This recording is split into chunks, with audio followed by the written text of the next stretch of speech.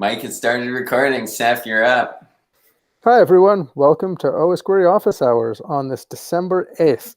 It's chilly here in Boston. Mike's on the beach, and, don't know about the rest of you, but welcome. First chunk is any announcements or highlights since the last meeting. Okay. Next one is a space for community members to bring questions, issues, PRs up. This is really trying to carve out time for the people who aren't the usuals. So even though I don't see anyone here, we'll still pause for a moment. What kinds of things have people brought up in issues or complained about recently? They may not come to office hours, but I feel like maybe there might be some requests out there that we've heard. I don't know that I've seen any, but I don't know that I'm watching. I see a lot of things that remain like very basic looking fleet requests, which may eventually funnel into what Zach is doing now. But I feel like for as long as I've been watching osquery, there's been this like background churn of people wanting simpler and free open source fleet management that magically does everything perfectly that they don't have to figure out how to use.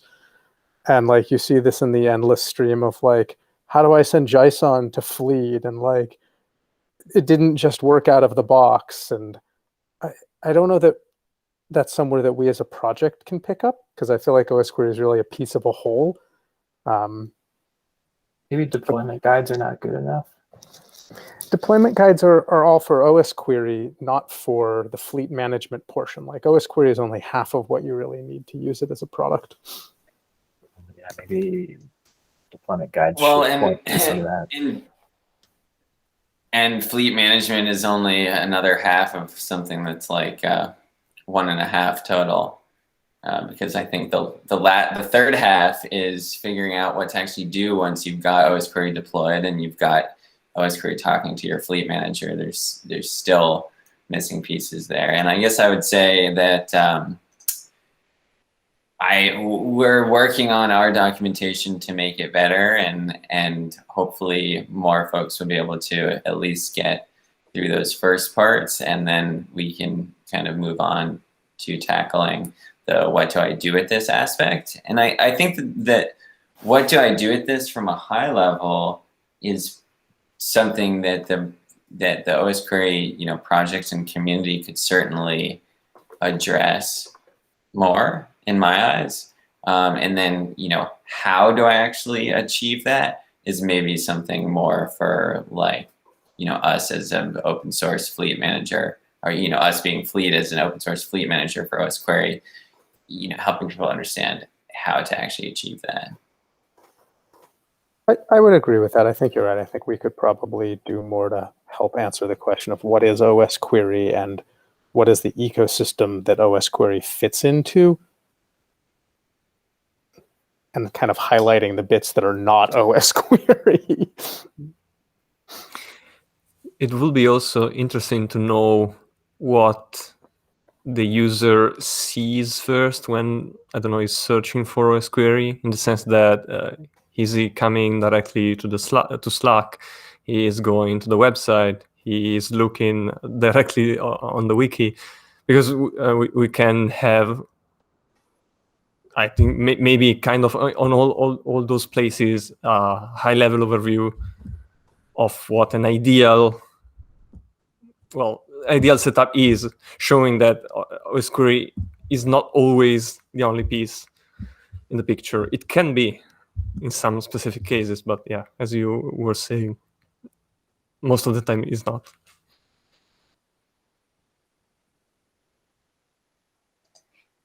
I mean, maybe we could like write up some use cases and put them on the website. Yeah, I think so. So I don't have a specific suggestion, in the sense that I would. I mean, one thing I would have liked is having those kind of statistics to know where new people come from and go and what they look at. maybe I would say even the main page of the osquery website should, I don't know, show a simple drawing picture to explain where osquery fits normally. I don't know. I would agree with that. I have an architectural diagram in my head that I've never written out, and I think that would go a long way to helping people understand it all. Does I don't have read the docs admin access, but would if someone did, would they see metrics on how many pages are accessed, what are the popular ones, that kind of thing? I do. Let me remember how to log into that.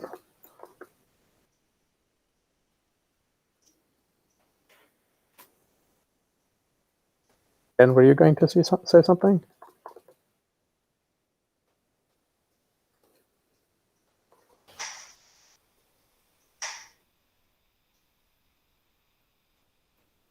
Yeah, I guess if Ben has a comment, because we kind of skipped past the community questions. Sorry, I was trying to figure out the headphone situation. So just kind of, I came in a little late to the discussion, but it sounded like you guys are talking about how to get people more involved with how to use osquery and understanding how it's useful. Is that correct?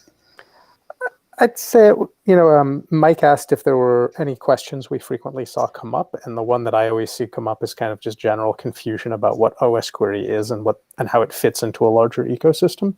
Like a lot of the time people will start using osquery and then they'll be surprised that there's no log aggregation. Yeah. I guess my one comment would be from the blog side of things. A lot of people focus on how to set up osquery and then like a fleet manager and then how to log, but they never show the after parts of that of like, let's set up queries to find this or that, or let's go look for some type of malicious activity and stuff like that. And I find that's usually the missing component of a lot of blog posts. So I think that maybe we can try and drive people to show this is how you set it up, but this is also how you use it, because that's how I do blogging and people find that really useful. So I think that's really a suggestion to anyone out there who's looking to blog about osquery. That would be a really good thing. I think that's also very in line with Zach's comment about the third half, which is once you have it all running, what do you do with it? What queries do you run?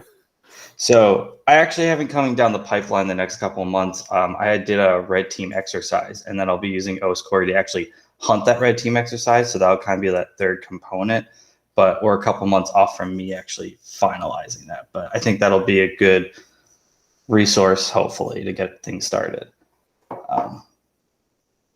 That's pretty cool to see. Yeah.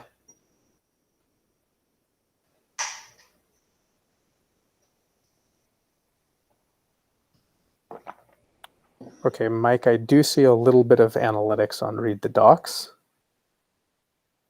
I don't know if there is a specific question you have. So I was just thinking if there were clearly more popular pages, or as Stefano was asking, if there were like inbound links or refers. So I'm trying to read it and figure out how to put it into the minutes. Yeah, I mean, so sorry.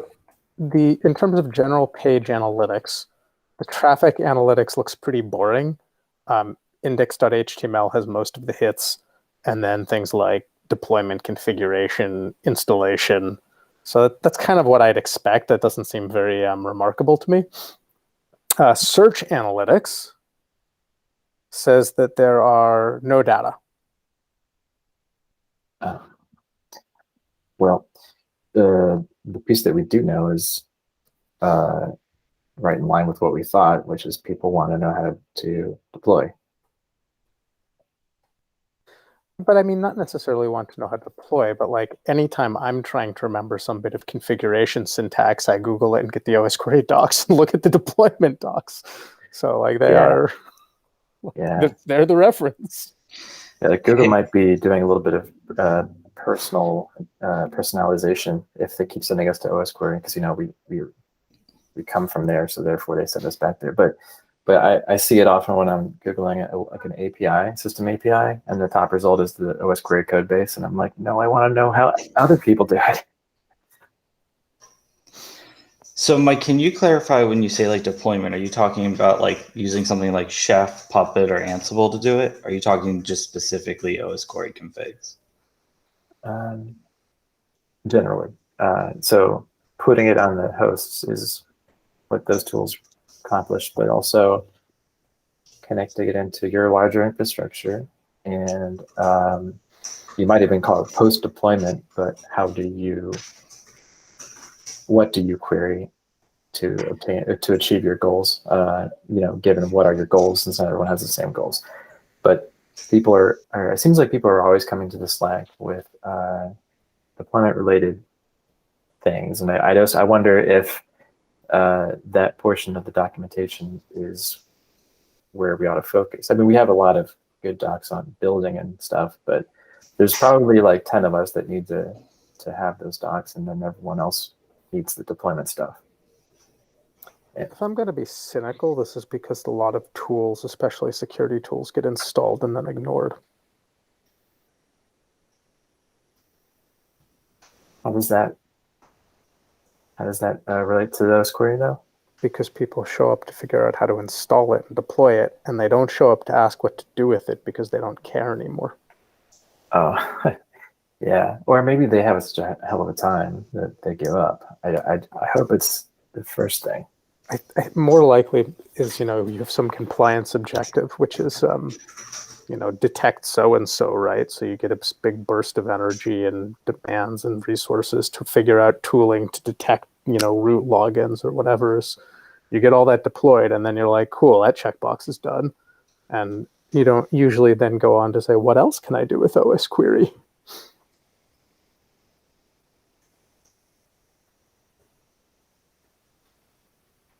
Surely you've seen this in your business. So internally, we maintain this long customer FAQ about a lot of headaches people have with turning on too many queries, too many eventing-based queries. And so we provide a lot of subjective recommendations, which I think is something that, is a lot of it's our opinion. So it wouldn't be documentation per se.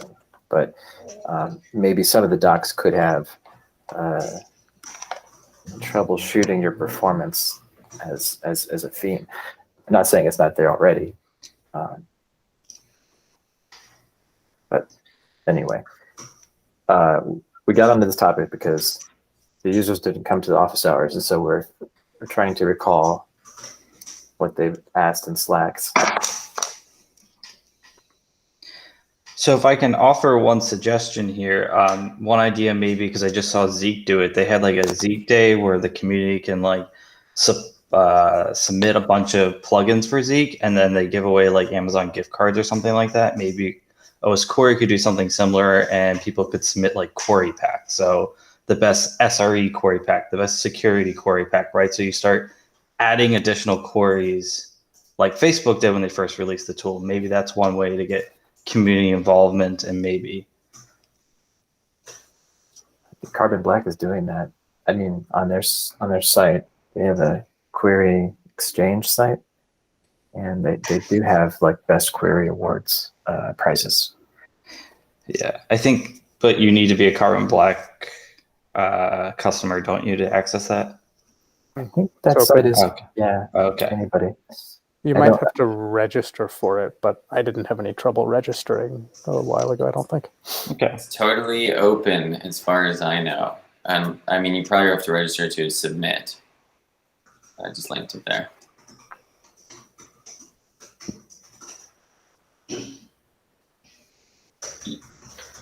The thing about trying to hold something like a osquery day is I don't know that we'd get enough interest in a day. So I'm curious sort of what Zeek did to build up enough momentum for a given day. Yeah, I'm not actually sure. I know Volatility did the same thing. I know a lot of open source tools have like a day dedicated, so I'd have to look at what they did. So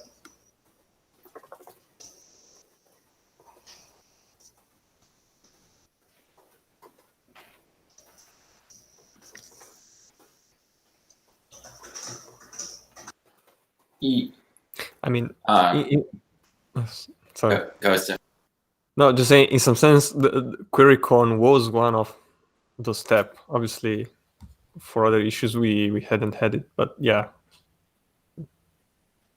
we might need to expand. I believe the Zik days are like maybe once a couple of months. They are more often than a single conference a year.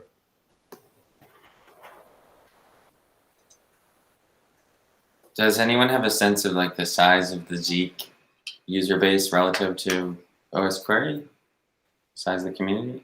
I wouldn't know the size, but I am in the Zik Slack because we did a project for them, and they are really active. I'd say more active than osquery, where we have more bug reports or questions about behavior rather than like tutorials or mini workshops and so on. I guess it is easier with Zik to, it is an imperative scripting language, which is probably more engaging than writing SQL queries. Zeek is also a full framework and system, right? It has there's a command, there's a server component and an agent, so it's kind of more out of the box ready. Yeah, so you, as far as I remember, it's a single binary that can run both as a daemon and with live traffic, or also as a command line tool with pickup files. And you can run your scripts against the traffic and do things like, I don't know, dump HTTP files or alert if there's like an SSH connection and so on. I wonder if we've sort of mispegged our users. And I don't know, this is like total speculation, right? Like, given that osquery is a piece of a larger ecosystem, I don't think our end users are really end users. Our end users are like companies and security teams building things with osquery. And I wonder if that changes both how we should expect to interact with people and kind of what we should target documentation to. I did hear of some blue team capture the flags events where they use osquery to solve things. I wonder if we can maybe target those users and see if we can improve documentation or write more features or articles to help this field.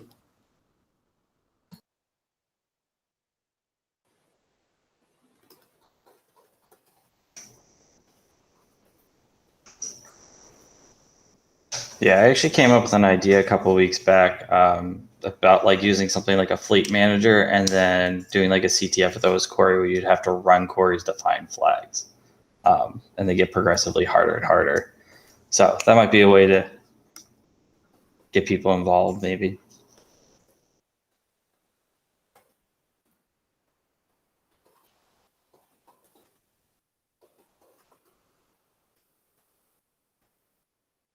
Sounds kind of neat. I can think of at least one person on this call who's running live queryable OS queries via a website. So it could be interesting to set up a hunt like that.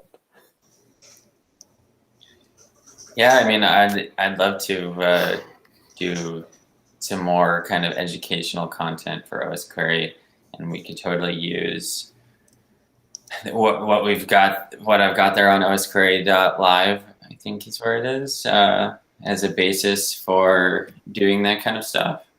I mean, I think I look at something like for Go, the tour of Golang, where you have, it kind of steps you through interactive examples that you can run against sort of a real environment to understand how the tools work.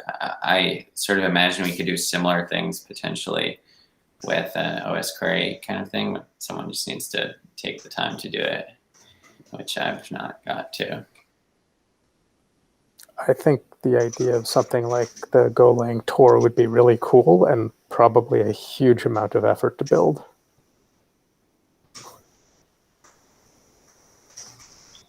We can sponsor it. I'm just like, I don't even know who I would get to write that or what the platform side would look like or.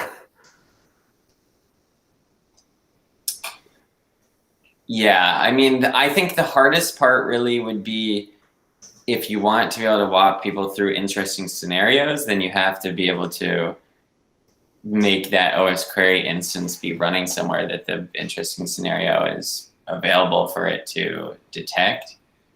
And to me, that seems like the tricky part, because we've already got, you know, an osquery shell running in the browser with osquery.live. So you could write up some content.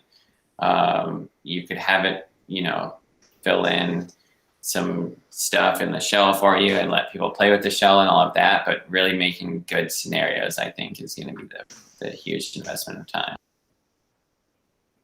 I don't know, because I think I see a couple of things and they're all valuable.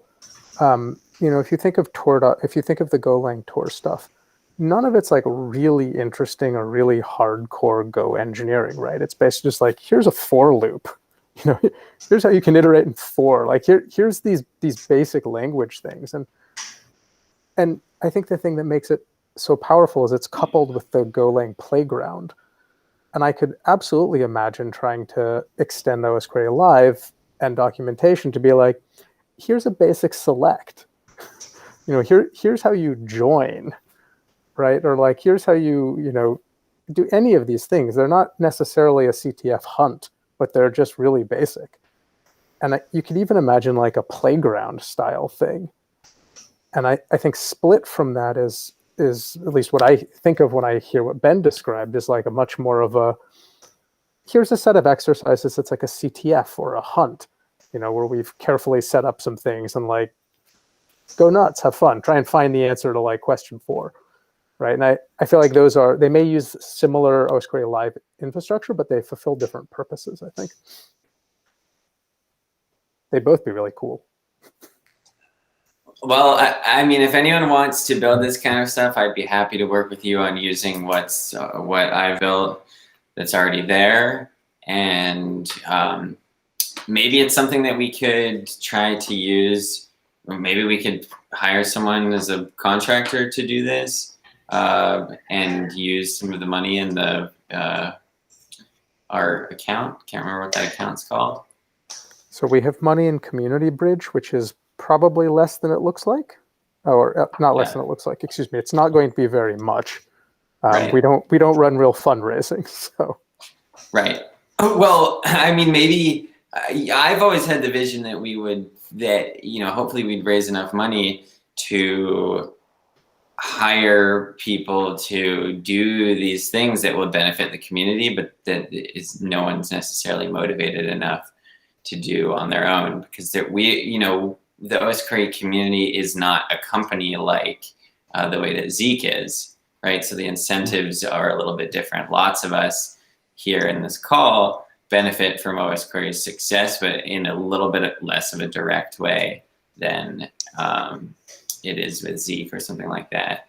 And there are plenty of organizations, at least in theory, who say they'd like to support the osquery project, but I think up till now, there's not really that compelling a pitch as to where their money would go. And maybe if we can make a better pitch, we can secure that funding and start doing that. I don't know. So Philip has recently had a conversation with some tech companies' representatives to the OSSF. And that's part of like the Linux Foundation doing open source funding. But there's a gap between what to fund or who to fund and how. So they like want to invest in these things that underpin their service infrastructure, but they don't know how to get good return for investment or exactly what these projects need. So if we were to ever solicit funds, we would have a wish list of things that are like shovel-ready projects, you know, and we would describe it in detail. Like, well, if you gave us $5,000, we would do this, or like, you know, something a little more inspiring than the 4,000 issues, you know, in GitHub. Not that we have 4,000 issues, but I think it's tricky. As Zach said, the incentives are sort of misaligned, right? Like most of us here work for companies that work with osquery, and we all kind of get paid outside of our osquery work, and our companies mostly donate some of our time to this. Ben, I don't know what your situation is, but I think the rest of us are in that boat. So it's kind of, I find it very hard to have like a shovel-ready project because of how my own time goes, right? Either like there's a thing I need inside osquery and I'm just going to do it to the extent that I can, or my time goes to, you know, whatever the other things that I'm getting paid to do are.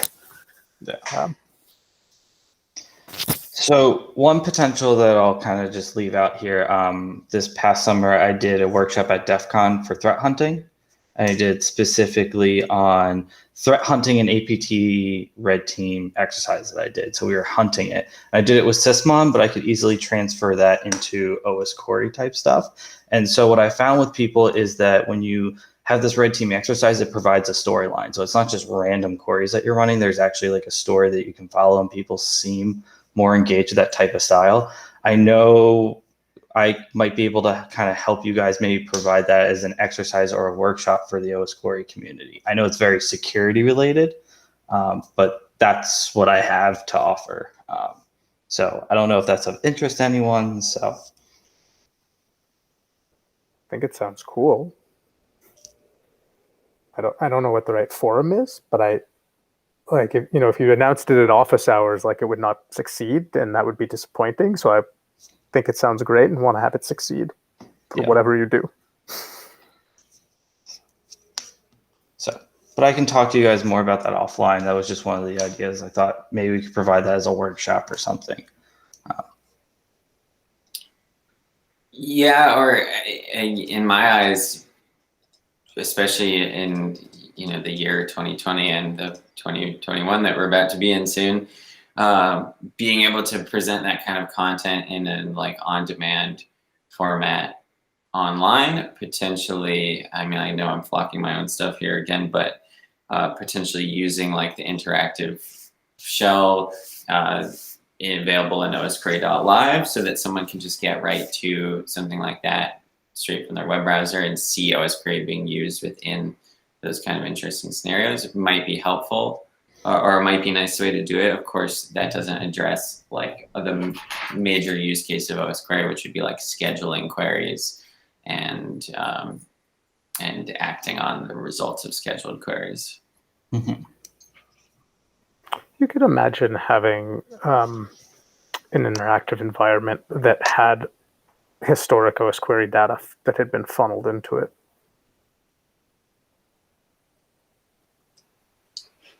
Yeah, and for example, like the Blue Team Village CTF that's put on by the Recon security folks.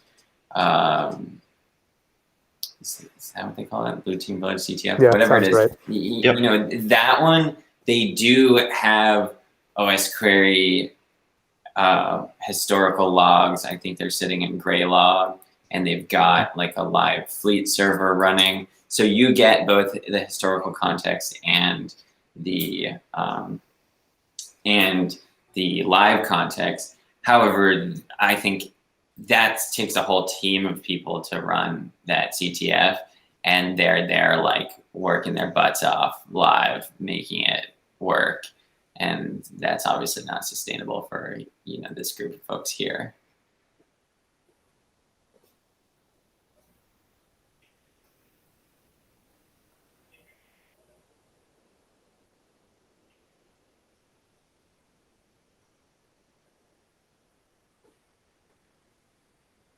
Okay. Next topic.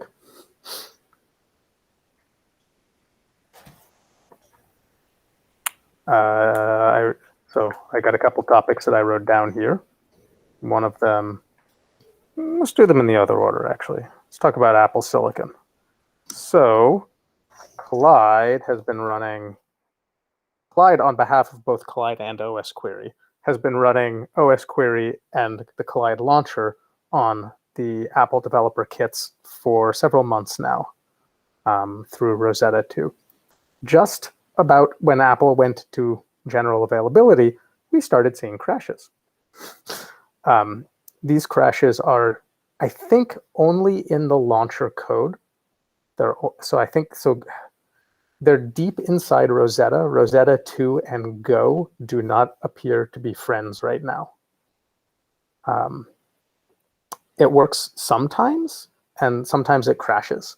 I'm not quite sure what else I can really say, not because it's secret, just because, like, I don't know.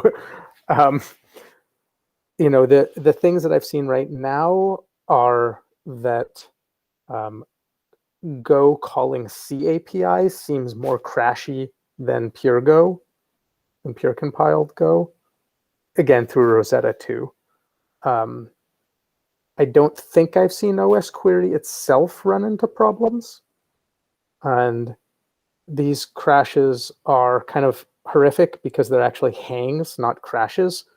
So it's a hang with a pegged CPU, which always makes it really hard to like detect. You know, if it just crashed, it would just get restarted and no one would care. But these are actual process hangs with some pretty funny looking errors. They're usually, I could dig one up if anyone cared, but they're like deep out of some C++ code base that, you know, has file names that make no sense to me. And they're things like assertion failure, return in the wrong place. And I'm like, got nothing. The Go team seems pretty involved with Apple and generally getting stuff fixed so that we have native Go on Apple Silicon. But this mostly all just smells like Go and Apple Silicon. So we're seeing issues in launcher, but I am not sure osquery itself has seen any problems. So I don't know if other people are bumping into any M1 issues yet.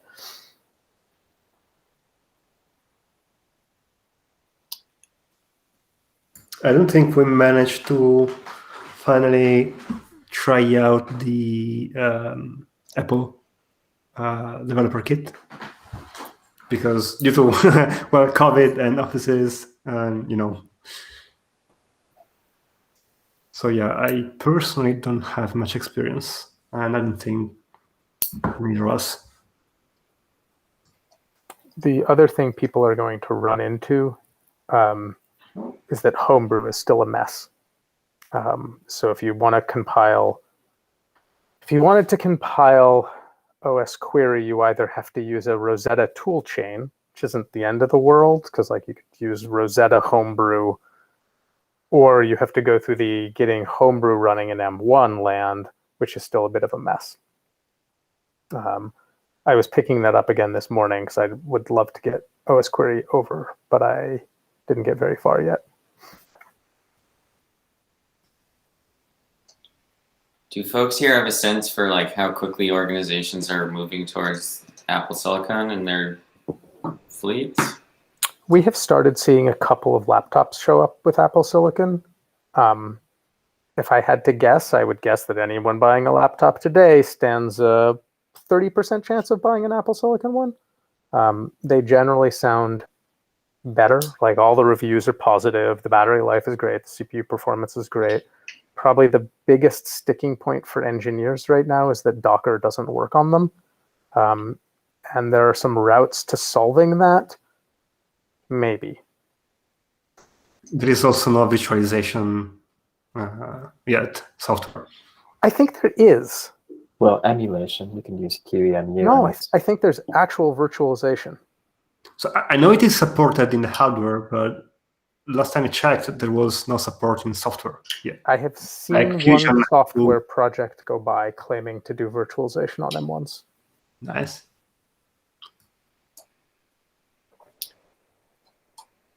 But it wasn't Docker. But so far, no one's observed any issues with osquery itself, as far as these things go. All the crashes I mean, I've seen Seth, look like Rockshore. if you'd like to I'm certainly curious to look into what the Go issues are like. I don't have that much bandwidth to spend on it, but if you'd like to drop an issue in like the launcher repo or something, and we could discuss there, I'd be happy to do that. I'm making a horrific face because it mostly looks like run code. It'll probably crash inside 24 hours. Got it. So it's hard.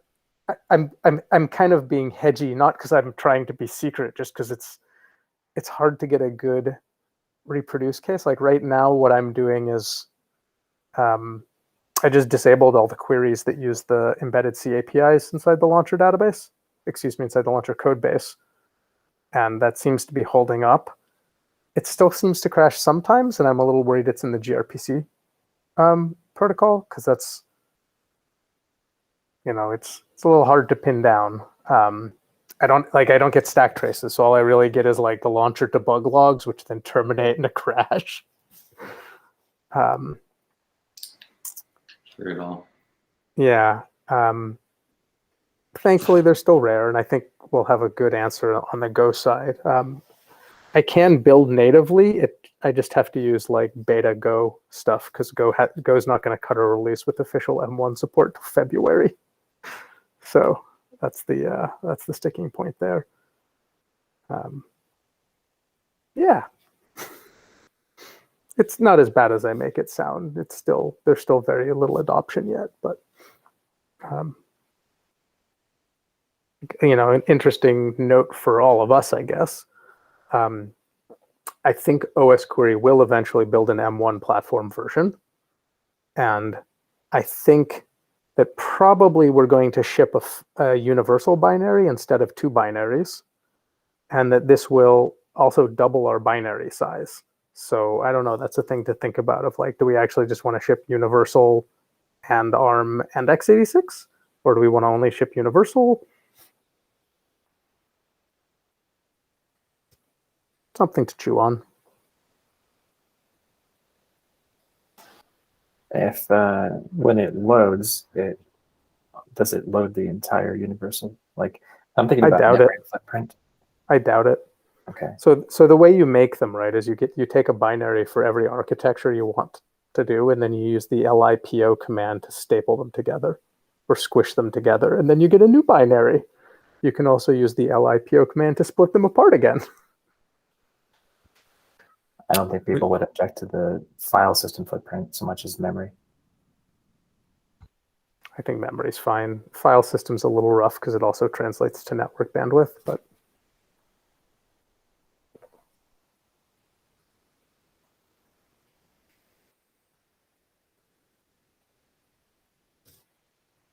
okay, that's all I got on M1 stuff right now.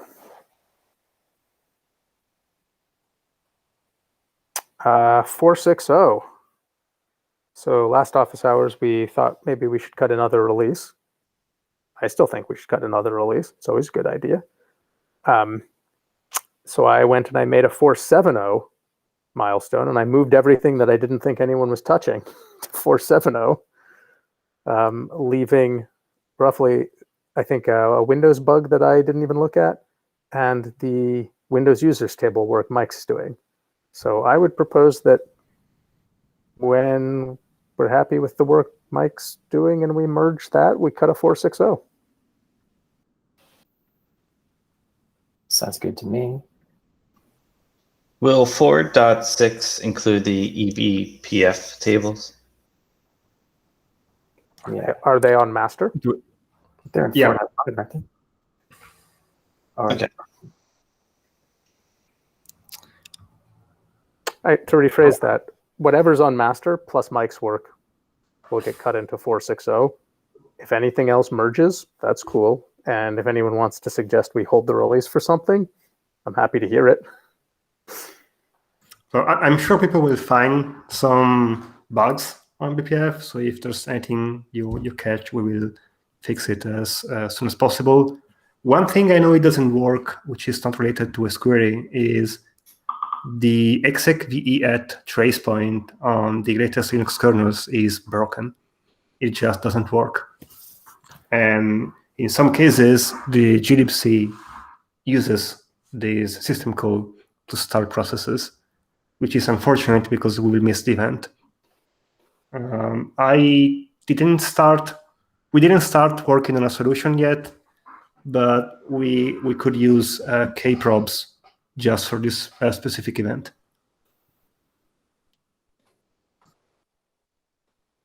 You said exec C, VE?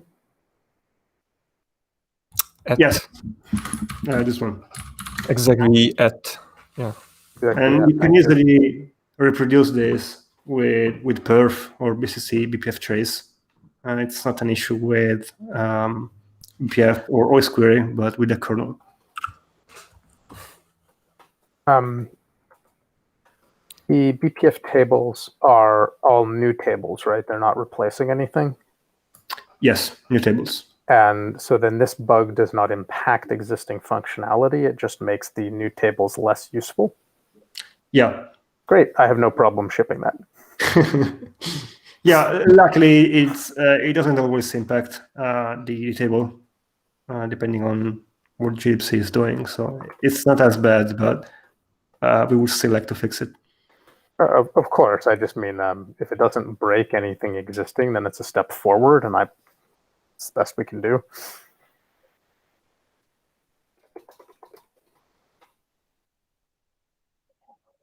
I assume the Linux kernel is tracking it, and we'll fix it eventually.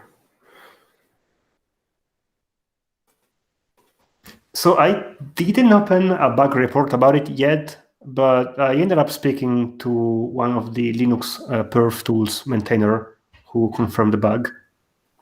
And I will try to see if I can get some updates on this.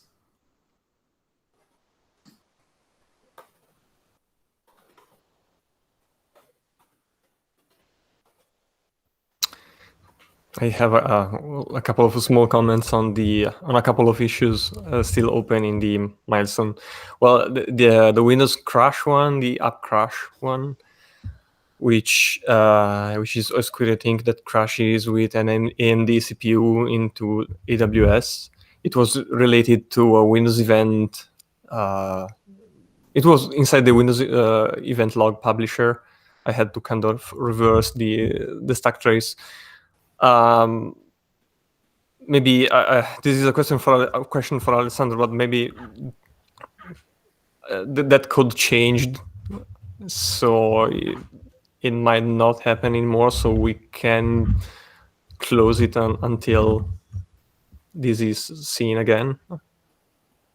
Yeah, sure.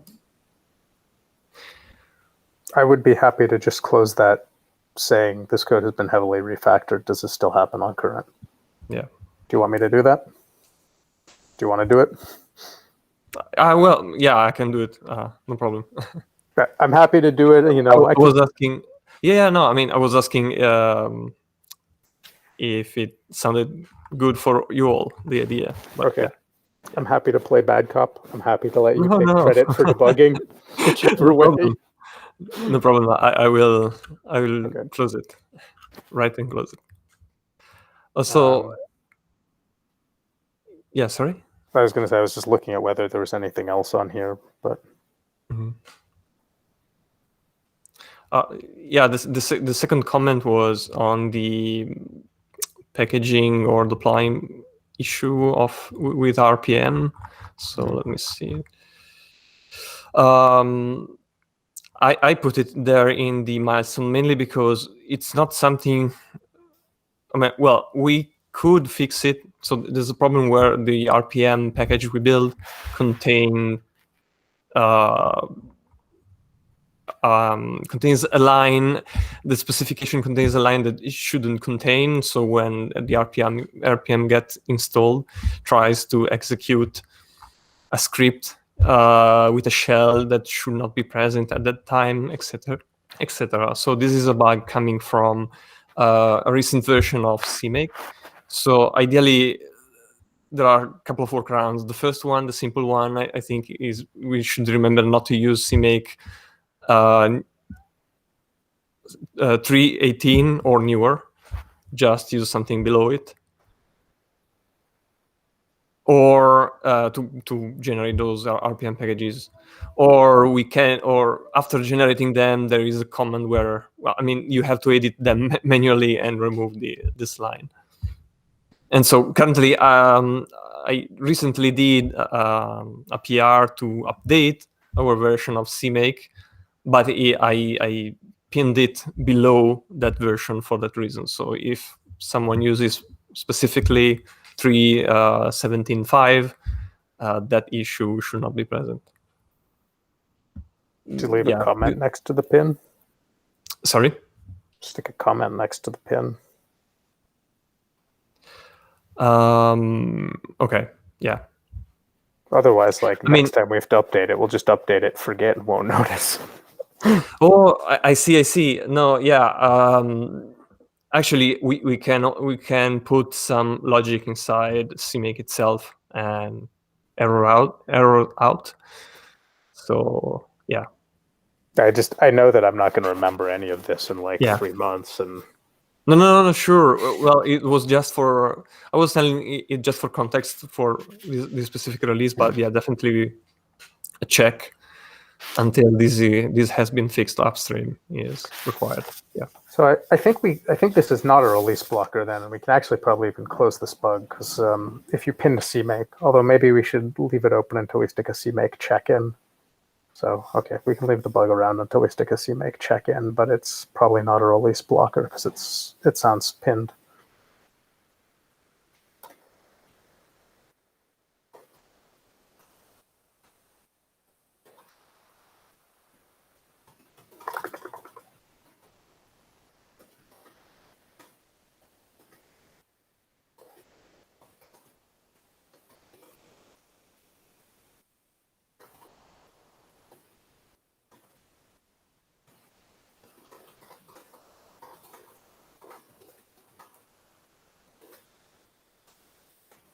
Okay, I think that was everything I had written down for office hours today. Other people may want to bring up other stuff.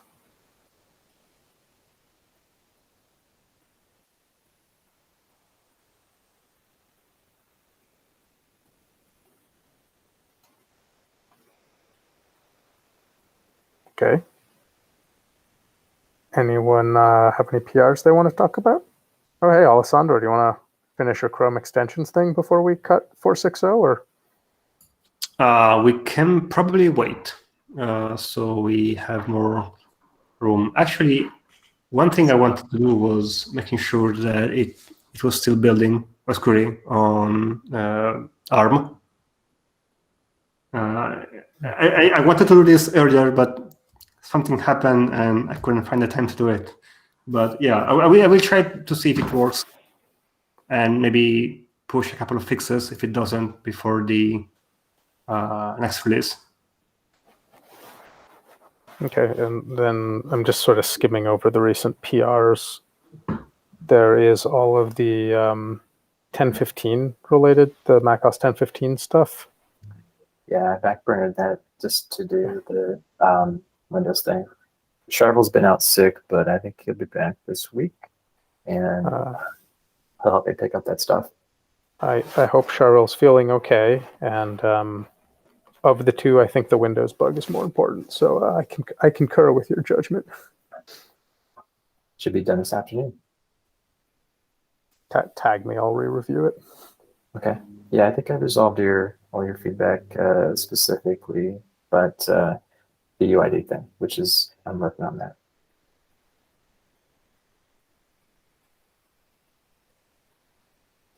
Any other PRs people want to chat about?